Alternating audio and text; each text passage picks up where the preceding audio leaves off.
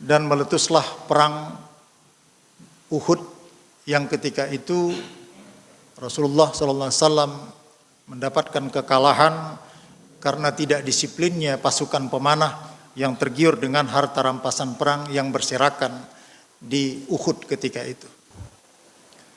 Alhamdulillah Rabbil Alamin wa bihi nasta'in wa ala umurid dunya wad din wassalatu wassalamu ala asyrafil anbiya'i wal mursalin wa ala alihi wa sahbihi ajma'in. Asyhadu an la ilaha illallah wahdahu la syarika lah wa asyhadu anna Muhammadan abduhu wa rasuluh. Allahumma salli ala sayyidina Muhammadin wa ala ali sayyidina Muhammad wa sallim wa radiyallahu tabaraka wa ta'ala an kulli sahabati Rasulillah ajma'in walhamdulillahi rabbil alamin. Amma ba'du fa ya ibadallah usikum wa iyaya bitaqwallah faqad fazal muttaqun. Faqala Allah fil Qur'anil Karim, a'udzu billahi minasy syaithanir rajim. Ya ayyuhalladzina amanu tubu ila Allahi taubatan nasuha. Faqala Allah fi ayatil ukhra, illa man taba wa amana wa 'amila 'amalan salihan faulaika yubaddilullahu sayyi'atihim hasanat wa kana Allahu ghafurar rahima. Shadaqallahul azim. Ma'asyiral muslimin jamaah Jumat rahimakumullah. Bersyukur kita kehadirat Allah Subhanahu wa taala pada hari ini kita dapat hadir kembali tepatnya pada hari Jumat tanggal 3 Maret bersamaan dengan tanggal 11 Sya'ban 1444 Hijriah. Semoga kiranya seluruh rangkaian ibadah kita dijabah oleh Allah Subhanahu wa taala. Amin ya Allah, amin ya rabbal alamin. Salawat dan salam semoga tercurah ke hariban junjungan kita Nabi besar Muhammad sallallahu alaihi wasallam, pada keluarganya, kepada para sahabatnya, dan mudah-mudahan kita ittiba mengikuti jejak sunnah-sunnahnya. Ma'asyiral muslimin rahimakumullah. Tema khutbah kali ini terinspirasi dari seorang sahabat Nabi yang bernama Wahsy ibnu Harb, yang ketika dalam perang Badar salah seorang kerabatnya terbunuh oleh Hamzah bin Abdul Muttalib yang tidak lain adalah paman baginda Rasulullah sallallahu alaihi wasallam. Perang Badar terjadi pada tahun kedua Hijriah, tepatnya tanggal 17 Ramadan tahun kedua Hijriah. Langsung dipimpin oleh baginda Rasulullah sallallahu alaihi wasallam. Namun dalam peperangan itu turut hadir Sayyidina Abu Bakar Siddiq, Umar, dan juga Ali bin Abi Thalib. Pasukan muslim berjumlah 313 pasukan melawan kaum Quraisy yang jumlahnya 1000 pasukan. Akan tetapi saat-saat kritis baginda Rasulullah SAW memohon kepada Allah untuk mendapatkan tambahan pasukan. Sebagaimana firman Allah dalam surah surat Al-Anfal ayat 9. A'udzubillahi minasyaitonir rajim. Istaghisu rabbakum fastajaba lakum. Ingatlah ketika kamu memohon pertolongan kepada Allah dan ketika itu permohonanmu diijabah oleh Allah Subhanahu wa taala. Anni mumiddukum bi alfim malaikati murdifin, dengan cara menurunkan 1000 malaikat secara berturut-turut. Maka dalam kesempatan itu baginda Rasulullah SAW dan para sahabat mendapatkan kemenangan yang gilang gemilang, walaupun 313 melawan 1000 pasukan Quraisy. Dan salah satu peristiwa dalam perang Badar itu adalah terbunuhnya seorang yang bernama Utbah bin Rabi'ah, pimpinan Quraisy. Dia memiliki seorang anak perempuan yang bernama Hindun binti Utbah, yang tidak lain adalah istri daripada Abu Sufyan. Ma'asyiral muslimin, jamaah Jum'ah rahimakumullah. Karena kerabatnya terbunuh, Utbah bin Rabi'ah dan ayah kandung daripada Hindun binti Utbah, maka mereka menyimpan rasa dendam untuk membalas terbunuhnya pimpinan mereka yang bernama Utbah bin Rabi'ah oleh paman Nabi yang bernama Hamzah bin Abdul Muthalib. Mereka menyiapkan pasukan sejumlah 3.000 pasukan, sementara Rasulullah SAW hanya mampu mengumpulkan 700 pasukan, dan meletuslah perang Uhud yang ketika itu Rasulullah SAW mendapatkan kekalahan karena tidak disiplinnya pasukan pemanah yang tergiur dengan harta rampasan perang yang berserakan di Uhud ketika itu. Atas permintaan Hindun binti Utbah kepada Wahsy bin Harb supaya mengintip perjalanan Hamzah bin Abdul Muthalib, dan dia berpesan untuk dapat membunuh Hamzah bin Abdul Muthalib sebagai pembunuh ayah kandungnya Utbah bin Rabi'ah.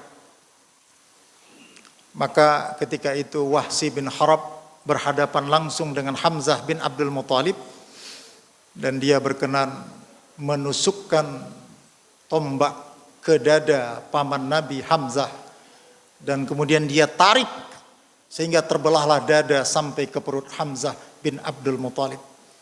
Maka Hindun berlari mengejar Hamzah bin Abdul Muthalib yang telah terbunuh, dan dia mengambil hati dan jantungnya kemudian mengunyahnya sebagai bentuk dendamnya kepada Hamzah bin Abdul Muthalib karena telah membunuh ayahnya Utbah bin Rabi'ah.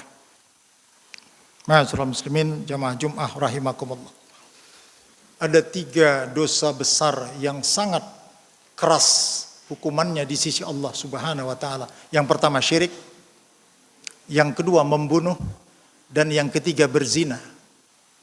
Siapa yang melakukan 3 perbuatan ini, maka dia akan mendapatkan hukuman yang sangat keras kelak di hari kiamat oleh Allah Subhanahu wa taala. Wahsy bin Harb 3-tiganya dia lakukan. Ma'asyiral muslimin rahimakumullah. Maka pada tahun ke-8 bulan Ramadan, tepatnya 20 Ramadan, baginda Rasulullah SAW melakukan perjalanan dengan 14.000 jamaah menuju Makkah yang kita kenal dengan Fathu Makkah. Maka orang-orang Quraisy yang pernah melakukan tindakan yang sangat kejam kepada Nabi dan para sahabatnya merasa takut. Walaupun sebenarnya tidak ada niat Nabi untuk melakukan balas dendam perjalanannya ke Makkah ketika itu, tapi semata-mata untuk melaksanakan umroh. Tapi namanya orang yang pernah melakukan keburukan dan kejahatan tentu merasa takut, termasuk Wahsy bin Harb. Mendengar baginda Rasulullah SAW masuk ke Makkah, maka dia melarikan diri 90 km sebelah selatan Makkah yang kita kenal dengan Taif. Di sana mereka berharap dapat melakukan persembunyian dan perlindungan dari orang-orang Taif, tetapi apa yang diharapkan oleh Wahsy bin Harb sia-sia.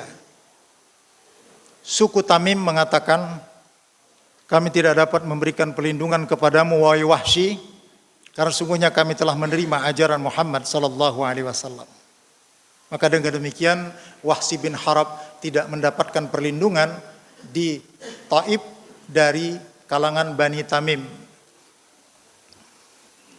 Karena di Taif tidak mendapatkan perlindungan, Wahsy bin Harb melarikan diri menuju Yaman, berharap akan dapat perlindungan dari salah satu suku yang beragama Kristen yang disebut dengan Bani Najran yang ada di Yaman.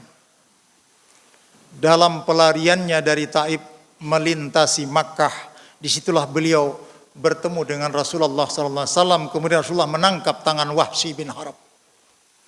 Akan lari kemana lagi engkau wahai Wahsy?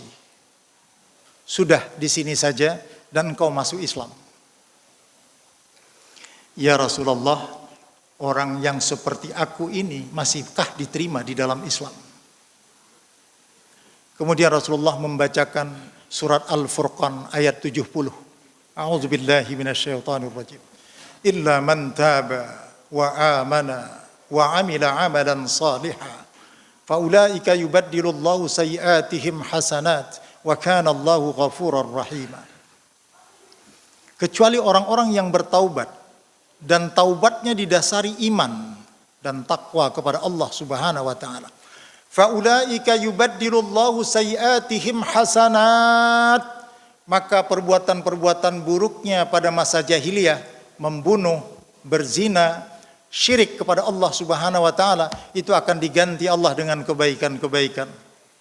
Wa kana Allahu ghafurar rahima. Ketahuilah sesungguhnya Allah itu Maha Pengampun lagi Maha Penyayang. Sujud Wahsy bin Harb. Mendengar dibacakan Rasulullah surat Al-Furqan ayat 70. Maka dia pun mengucapkan lafaz asyhadu an la ilaha illallah wa asyhadu anna Muhammadar Rasulullah. Pelajaran yang kita petik dari bertaubatnya Wahsy bin Harb adalah banyak sekali di antara kaum muslimin yang tidak yakin akan pengampunan dosa-dosanya di hadapan Allah Subhanahu wa taala. Begitupun Wahsy bin Harb. Setelah dia mengucapkan 2 kalimat syahadat, selalu mendatangi baginda Rasulullah sallallahu alaihi wasallam, kemudian menanyakan kepada Rasulullah, "Ya Rasulullah, benarkah aku sudah mendapatkan pengampunan dari Allah Subhanahu wa taala?" Berkali-kali. Maknanya Wahsy bin Harb tidak yakin bahwa pertobatannya diterima oleh Allah Subhanahu wa taala. Para ahli tafsir menyatakan surat Az-Zumar ayat 53 berkaitan dengan jawaban Allah Subhanahu wa taala atas keraguan Wahsy bin Harb. A'udzubillahi minasyaitonir rajim.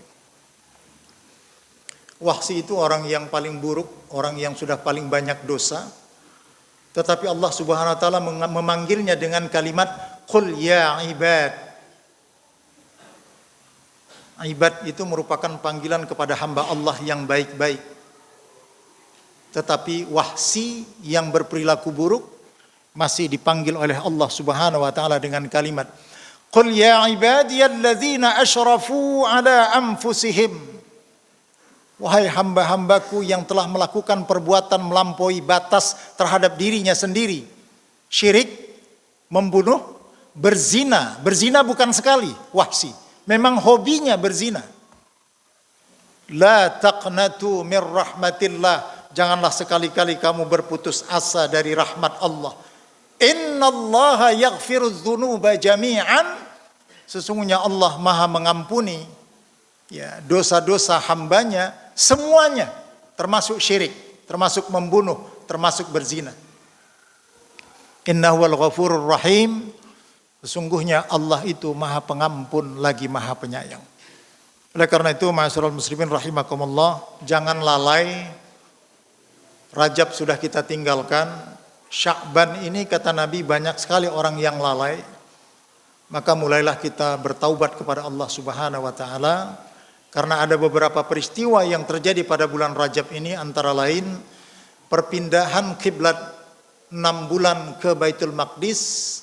Maka dipindahkan Allah Subhanahu wa taala dengan turunnya ayat Al-Qur'an, qad nara taqalluba wajhika fis sama' falanwalliyannaka qiblatan tardaha fawalli wajhaka syatral masjidil haram.